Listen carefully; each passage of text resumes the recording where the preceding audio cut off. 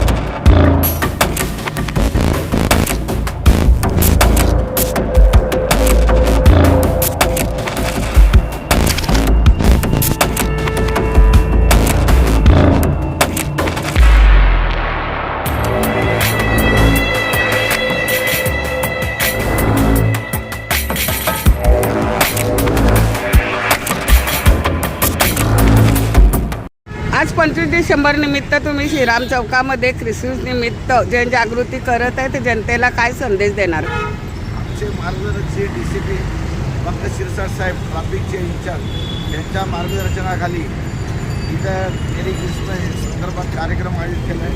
तसेच आमचे सिनियर मीडर अनिल मुरवळ साहेब यांच्या मार्गदर्शनाखाली ट्रॅफिकचे आयोजन करण्यात आलेले ख्रिसमस संदर्भात, ड्रिंक अँड ड्राईव्ह संदर्भात कोणी गाड्या फास्ट स्पीड चालू नये, स्लो गाड्या चालवावे, जनजागृतीचा कार्यक्रम करण्यात आलेला आहे.